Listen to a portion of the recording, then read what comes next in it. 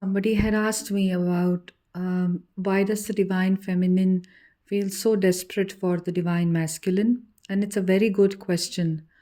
So there are many reasons for it. First of all, the reason is at the level of the soul, um, at the level of the consciousness that we are always seeking to balance, because the balance, by balancing here, I mean the union is actually a natural state of the soul. The soul is in a perpetual balance of feminine and masculine energies and experiencing its life here and many, many lifetimes here in the consciousness of ego and in the consciousness of, karmic compulsions.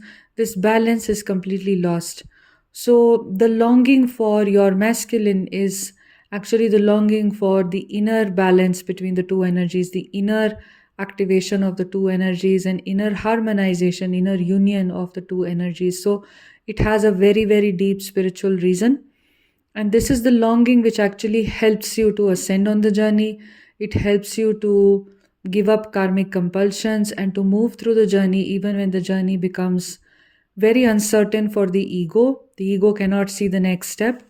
If you're following a karmic life, you have a pattern, right? That is set already. It's all very survival based, whether it's the financial, physical survival, then it's the social survival. It's what will other people say survival, right?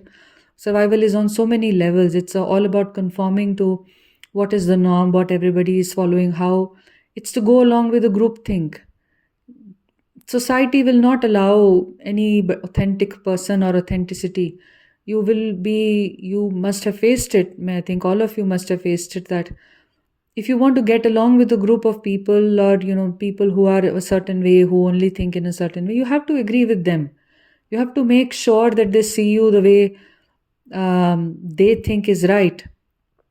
If they think you are different, or you feel differently, you think differently, you will immediately be ousted from it. You will not be included. So that itself is a mechanism of controlling individuality, because every human wants to be included and everybody wants to belong and all of that. So there is always this perpetual kind of a battle between authenticity and belonging, right? So the spiritual seeker is the one who chooses the authentic path, because the belonging, they realize, never is going to come from society. So in some sense, because your twin flame has come into your life and there is this deep level longing to unite with your divine masculine energy at the level of the soul, this this makes it easier for you to be authentic. This makes it necessary for you to be authentic, to choose that authenticity, that self sovereignty, that power over all the groupthink and all the false belonging of society and family, and yeah, even family to a great extent, because even family sometimes can very well work on, you must conform to my views and not someone else's views, right? So this is the first reason for it. And the second reason, so you've understood, it's basically your natural state is the balanced and the unionized energy of the feminine and masculine that you desire at a very deep level, and that's why the desperation comes.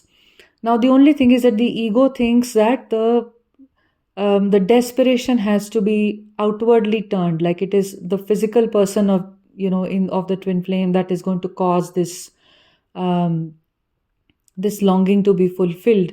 But in essence, it's actually the inner soul, which wants to unite by entering the higher state of consciousness, where such a union becomes possible, and very often you can even say already actually exists at the level of the higher consciousness. It's not even like a state to attain.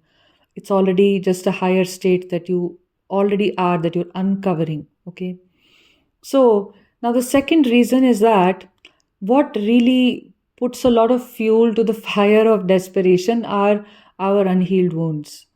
Very simply and clearly, if you will look at the human psyche and the human mind, you will understand that we've always craved, some attachment or something like that, some validation, some support. And if we've not received it from a parent, we've tried to receive it from friends, we've tried to receive it from romantic partners, from teachers, from our colleagues, from society at large. And this if there is deeper pain here, if more abandonment is present, if the core wound is low self-worth, or like I was always abandoned or something like that. And very often we don't have realization of our core wounds because they're very unconscious. Because they are unconscious, it means there is no conscious understanding. In your conversation, you will never be able to figure out what is wrong with you. So conversations or just thinking about it will not allow us to uncover it. It is actually deep awareness and allowing the wound to speak, allowing the wound to be seen, and a deep sort of a state of presence within you that allows your emotions to come up, because it sees these emotions and these thoughts and these beliefs as separate from itself. So there are, of course, techniques here through which we can enter this state of consciousness. There is just general awareness that twin flames also, they feel a heightened awareness as they go along. Your purging happens and then you become more self-aware. The less you are in the egoic consciousness, the easier it is to look at the wound, because the ego believes that, oh, if I look at the wound, I collapse. Now, suddenly, if you are in the consciousness of the presence or the awareness that you are, then ego is a separate instrument, obviously at a certain distance from you. So no longer does the threat of this wound, if I visit it, will collapse me, exists, right? So what ends up happening is that the more wounded we are, the more difficult the childhood has been, the more sort of dysfunctional families we've taken birth in, narcissistic parent and, scapegoated children, childhood sexual abuse, very common among, unfortunately, many, many divine feminines go through that, or all other forms of abuse and such things, with very vulnerable, aspects of our life. So what ends up happening is that the more wounded we are there, the more we want to attach to the twin flame divine masculine as a rescuer. It's pretty much like replacing them with a certain boyfriend or girlfriend that you had prior to meeting your twin flame, or even a partner or a husband or a wife, where you believe that they are going to rescue me, right? So that kind of a projection where you are inwardly wounded and then you project that rescuer imprint onto your twin flame, where you feel, I will only be happy when my union happens, or in the physical, I will be very happy if I marry my twin flame, or all my problems will be solved, if my twin comes into my life like this, and see, then my family will stop pressuring me, and then things will get so much better and easier for me once I'm with my twin. I can only be happy when they come, because I have never known happiness on my own. I've never been able to be self-sufficient, even if financially and physically you are, mentally and emotionally there may be this fear that I'll not be sufficient, if they don't return, or if they don't come, or my, so that ego consciousness, very much the very much fired up by the wounds of the childhood, they make the desperation all the more powerful, right?